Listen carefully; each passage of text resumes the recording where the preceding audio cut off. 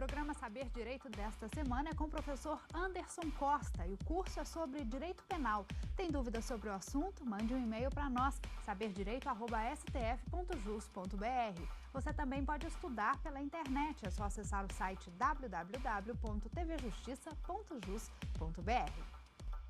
Prezado telespectador, é uma grande satisfação estar aqui hoje com você, podendo dividir um pouco do conhecimento jurídico acerca do vasto mundo do direito penal, onde a gente vai conversar acerca de algumas peculiaridades, algumas minúcias, algumas considerações a respeito dos crimes contra a honra.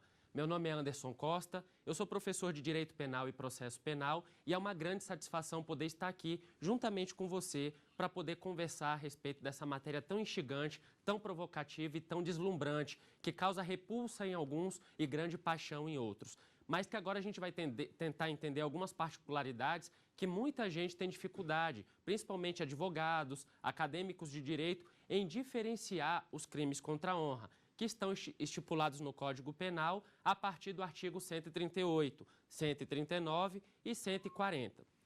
Os crimes contra a honra, eles são tratados no capítulo 5 e o Código Penal especifica em 3 modalidades. A primeira delas é a calúnia, a segunda, a difamação e a terceira e mais completa, mais complexa, mais rica, é a injúria, inclusive a mais comum no nosso dia a dia, no nosso cotidiano. A calúnia, prevista no artigo 138 do Código Penal, ela traz como a figura do tipo caluniar alguém que o tipo descreve como imputar falsamente fato definido como crime a um terceiro. O que seria essas elementares do crime da calúnia, elementares do tipo da calúnia?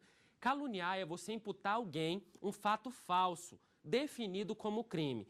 Para que seja calúnia, não basta a imputação de um fato definido como crime. Esse fato tem que ser falso. O agente tem que ter o chamado animus caluniandi. Ele tem que saber que aquele fato ou não existiu, ou que a pessoa a quem ele está atribuindo aquele fato, de fato não a cometeu. Ou seja, no crime de calúnia, eu sei que há um crime, mas eu estou imputando esse fato a alguém, sabendo que essa pessoa não cometeu esse crime. Ou eu sei que esse crime jamais existiu, ele não existe, não há rastros desse fato típico, esse fato criminoso, e ainda assim eu afirmo com veemência que alguém o cometeu. A calúnia é um crime comum. O que isso quer dizer? Qualquer pessoa pode cometê-lo. Não há do sujeito ativo uma circunstância especial, a lei não exige. Qualquer pessoa, sem nenhuma peculiaridade, pode cometer o crime de calúnia. Isso quer dizer que, além de ser um crime comum, ele é um crime chamado de transeunte. Ele passa, não deixa vestígio, não há um laudo pericial apto a detectar se a calúnia foi ou não cometida. É um crime que muitas vezes é cometido de forma oral. Por essa razão, não há um laudo pericial, não há um laudo que especifique se aconteceu ou não a calúnia. Como, por exemplo, ocorre no homicídio, no crime de lesão corporal, onde são crimes que deixam vestígios e a vítima geralmente vai ao IML para fazer um laudo de exame um exame de corpo de delito, onde é dado um laudo para saber se aquela pessoa teve ou não agressões, teve ou não sequelas por ter sido vítima de um crime. Por essa razão, a calúnia, como a gente acabou de afirmar, é um crime comum e um crime transeunte, que passa e não deixa vestígios que o agente tenha cometido. E a calúnia ela tem uma peculiaridade porque a Constituição, no artigo 5º, inciso 10, ela protege a honra como um bem de máxima relevância para o direito.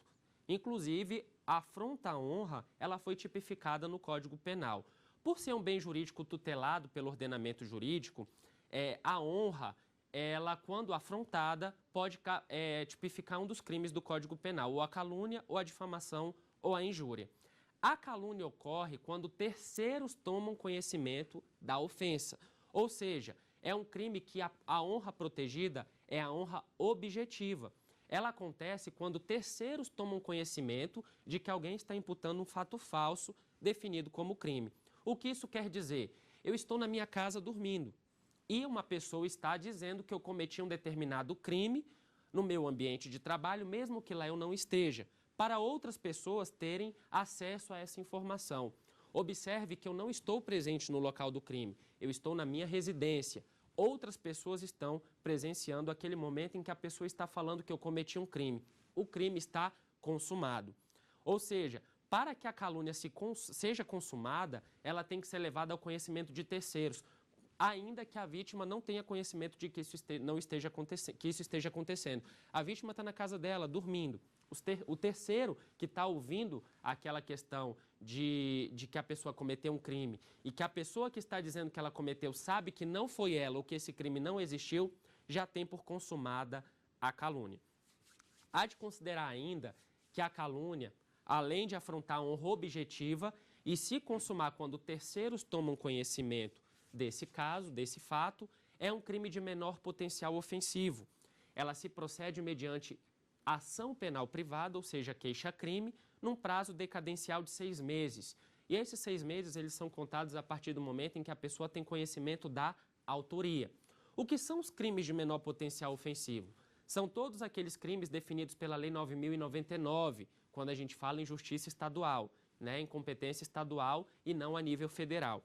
Todos os crimes regidos pela Lei 9.099 são aqueles cuja pena máxima vá até 2 anos. Ou seja, sendo igual ou até 2 anos a pena de um crime, ele vai ser regido pela Lei 9.099. Isso quer dizer que ele vai ser regido pelo rito sumaríssimo e ele vai ser um crime de menor potencial ofensivo. A calúnia, por ter pena de até 2 anos, ela é um crime de menor potencial ofensivo, regido pelo rito sumaríssimo.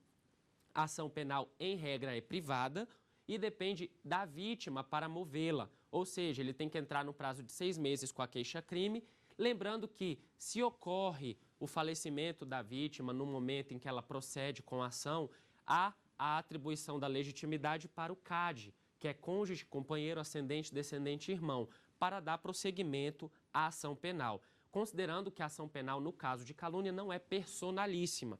Nós temos uma única ação penal personalíssima ainda no ordenamento jurídico, que é aquela advinda do artigo 236 do Código Penal, que é o erro, induzimento ou a ocultação de erro na contração do casamento. Quando uma pessoa casa com a outra, ocultando um erro, dissimulando uma situação que torne insustentável manter o casamento. E por ter ocultado ou induzido a vítima a erro, ela se sentindo lesada na sua esfera íntima, ela pode entrar com uma queixa-crime, conforme preconiza o artigo 236 do Código Penal. É a única ação personalíssima que nós temos hoje no ordenamento jurídico e caso a pessoa dê entrada nessa queixa-crime faleça, aconteça alguma coisa em relação a ela, a ação perece juntamente com ela, não sendo atribuída a nenhum outro legitimado para dar sequência a essa ação. Diferente da calúnia.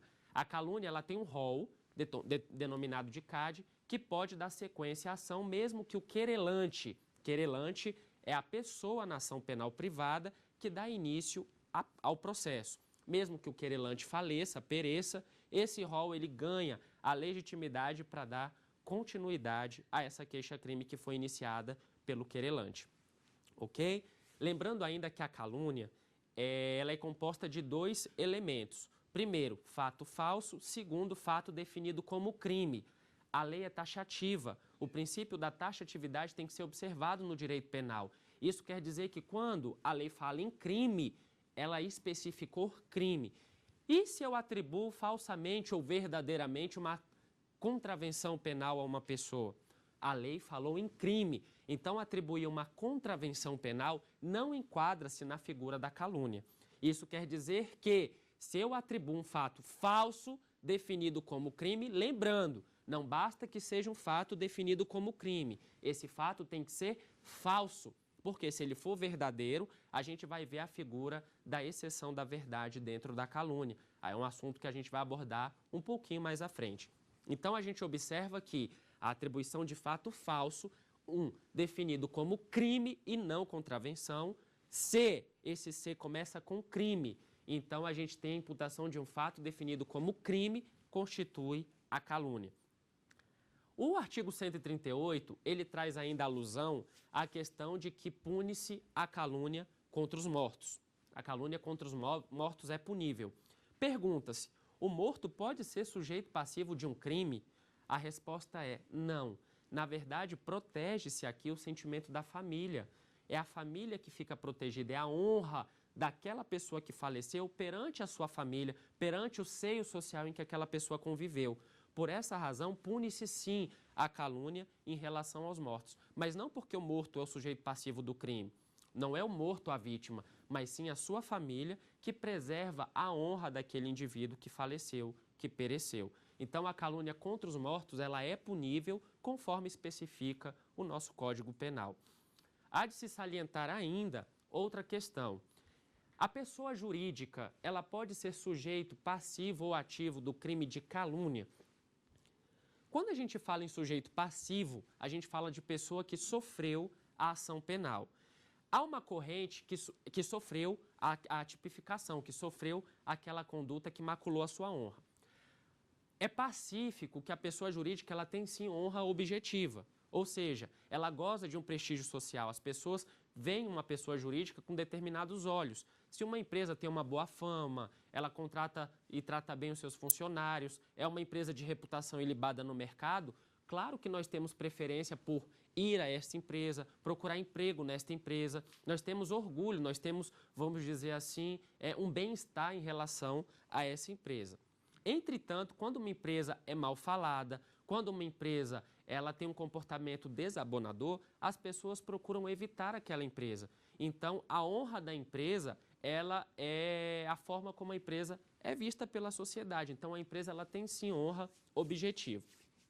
Uma corrente sustenta que a pessoa jurídica, por ser sujeito ativo de crimes ambientais, e isso já é uma coisa praticamente pacificada, a pessoa jurídica ela comete crimes ambientais. Se a pessoa jurídica é capaz de cometer um crime, isso quer dizer que, de acordo com essa corrente, ela pode sim ser sujeito passivo do crime de calúnia. Uma pessoa pode contar para terceiros que aquela pessoa jurídica é responsável por determinado crime. Se essa pessoa estiver fazendo isso com o objetivo de macular a honra da pessoa jurídica, conforme esta corrente que entende pela pessoa jurídica como sujeito passivo do crime de calúnia, há possibilidade sim de se instaurar uma ação penal em relação àquela situação. Ou seja, essa corrente que afirma que a pessoa jurídica pode cometer crimes ambientais pode também ser objeto de uma mentira por parte de alguém que quer macular a sua honra, de alguém que quer espalhar fatos que manchem a sua reputação. Por essa lógica, essa corrente tem total razão em afirmar que a pessoa jurídica pode sim ser sujeito passivo do crime de calúnia, considerando que o ordenamento jurídico prescreve que a pessoa jurídica pode cometer crime.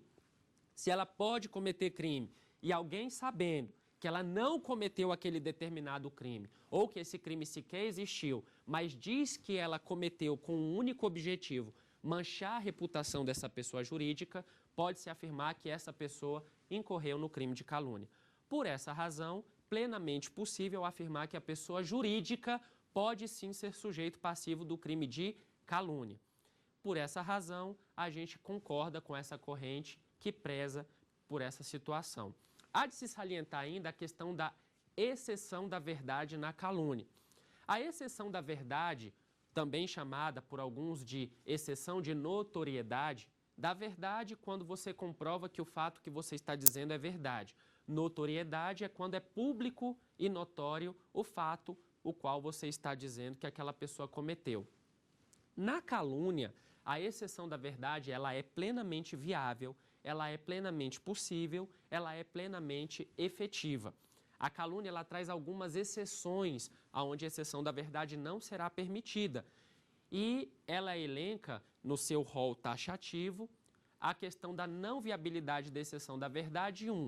Quando o crime for de ação penal privada e o agente não tenha sido condenado de forma irrecorrível. O que isso quer dizer? Se o crime for